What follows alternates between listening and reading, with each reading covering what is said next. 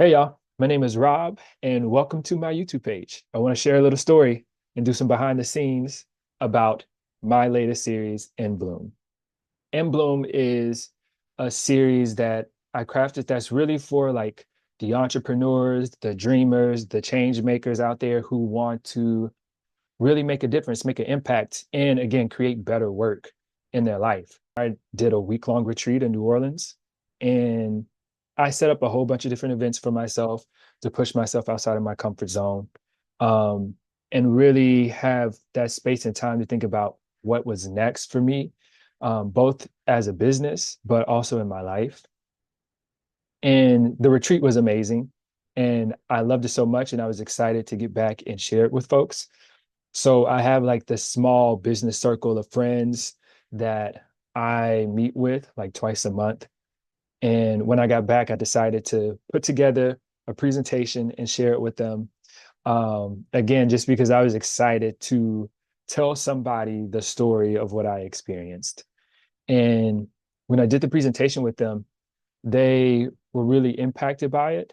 Um, and the immediate thought that came up for me was like, you've always wanted to do like a TV series type of situation. So what if you take this presentation, this recording you got when you were doing the presentation and just convert it into a mini series and put it on YouTube, right?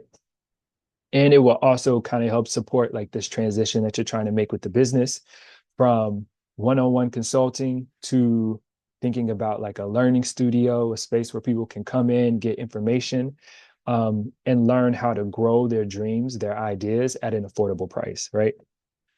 And so I decided to do that. I started the process of breaking up the recording that I already had, taking additional recordings and trying to weave them in there. And then I decided, you know what? I'm gonna go to Little Rock, Arkansas.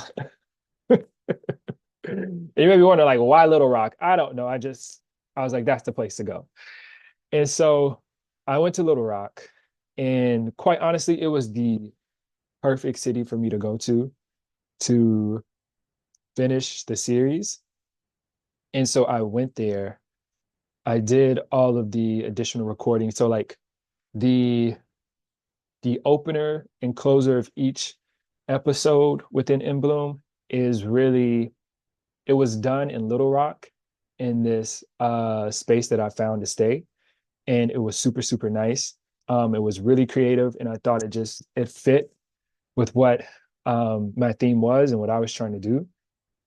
And so over the span of 24 hours, I recorded everything that I needed to. And when I got done, I immediately had like a really negative feeling, you know. When I was recording the videos and getting everything together, mapping out what the series would look like, I was excited. But after I recorded and finished everything, I was like, oh, this is a bad idea. Like, why did you do this? You are insane right now. You went all the way to Little Rock to record these videos and try to put something together that you've never done before. You are out of your mind. And how is this even going to like help the business, right? Those were the voices that were like playing over and over again in my head. And I'll be honest, like they got the best of me that night. Like the night after I finished all the recordings, I sat in the dark and those little voices became loud. And I was like, you know what? I need to delete all the videos. I need to scrap this. Um, I think I had already posted like something was coming, but I was like, no, no, no, you can backtrack. You can backtrack.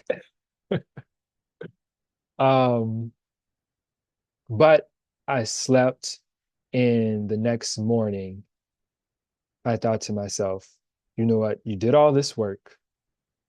Yes, you've never done this before, but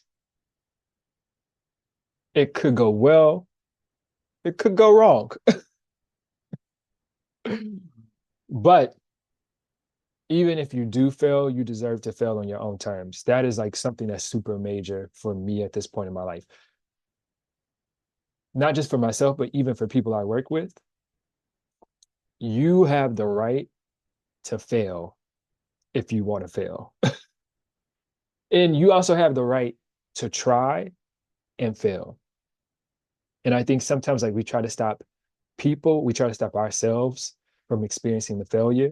And so when somebody's doing something that's like different from what you've seen them do or different from what you know, your initial, reaction may be to be like, hey, don't do that. Don't do it. It's not going to turn out well. I love you and I don't want to see you suffer.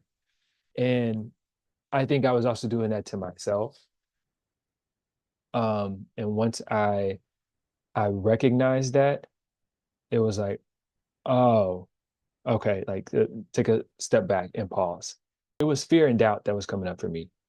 And I think like my way of pushing through the fear and doubt is that my initial reaction to like fear and doubt is typically to do a lot of work in the hopes that me doing a lot of work will ensure that whatever I fear will not come to pass.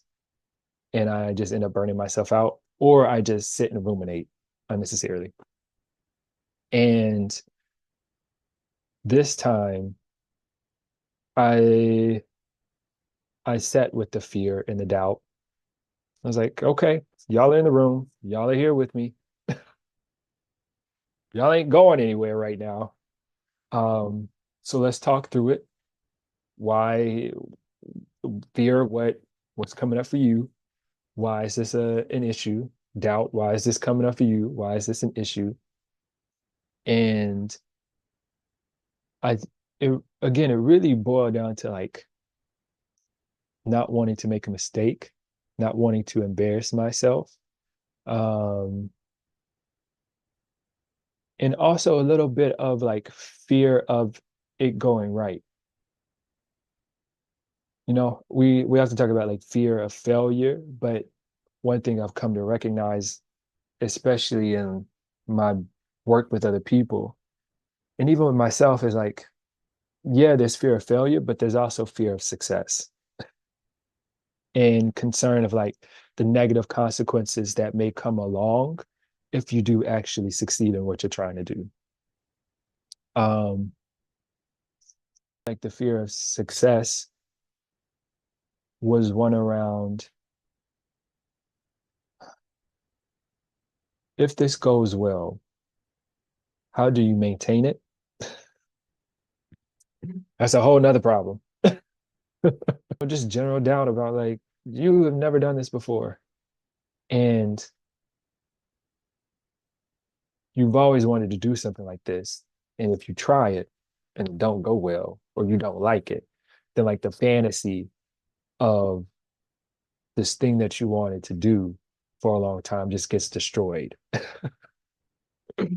So it's easier to like leave it as a dream than to actually execute on it. Because when you execute on it, you force it into a space of failure or success. I was like, I hear all that. I do.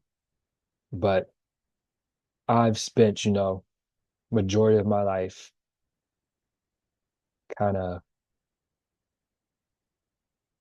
keeping my voice locked down, um, and playing it safe and not fully expressing or sharing everything that I want to express and share. Um, and now I'm in a stage of development where I want to share, even if I look crazy doing it. Because I think after all the experiences that I've had at this point, from being like an entry level worker to being a national director to being a business owner to presenting in front of federal agencies to presenting at local community events. Like I've done the spectrum of stuff. And what I have found out that nobody tells you is nobody knows what they are doing. Everybody is making it up as they go. And I think like when you start to realize that, it's like, why would I not try? Why would I not share what I think, know, believe? Um, because truly what I think what stands, the line that separates dreamers from people who create impact is audacity. It's literally it. It's audacity. Um, and I think the big lessons I'm walking away with after doing In Bloom is one, doing videos is actually very, very hard work. I've always assumed it was hard work, but after doing it myself, and I was only doing like 3-minute videos, 3 to 5 minute videos. So the people on YouTube who be doing like 15, 30 hour long videos, what?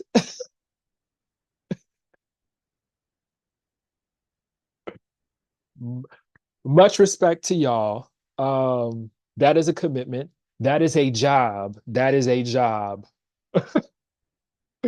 And I respect y'all for what you do. There's a level of storytelling and creativity that one has to have to do that, to do this type of work well. And I have a newfound respect and appreciation for everybody here who does that. I kept saying this to myself, it doesn't have to be perfect, it has to get done. And I think that was like a guiding mantra for me throughout this entire series. So if you watch the series from beginning to end, you will notice there are changes and how it is constructed and presented. And I like to think that like as you go through the series, I hope it gets better. To me, it got better, but I'm also biased. Um, but it's like little things that I realize along the way, like, oh, like this setup is kind of boring. You need something else to go in there. Or like, oh, that sound is kind of off. You need to add something else. Um, and by no means is the series perfect, but for me, it is a perfect display of what I call fumbling forward and creating perfection in the process. Um, the series and Bloom, I think, I think like the insights and the stories I tell throughout the series kind of illustrate like what it means to grow and to bloom, um, both as a person, but also as an entrepreneur or a business owner.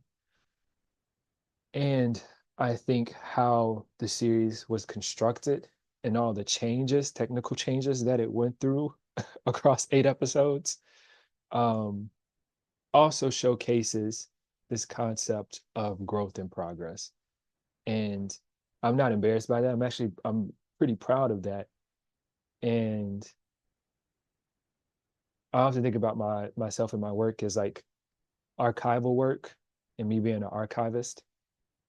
And I think In Bloom stands as a representation, as an example of what it means to try, to create, and to grow in progress, right?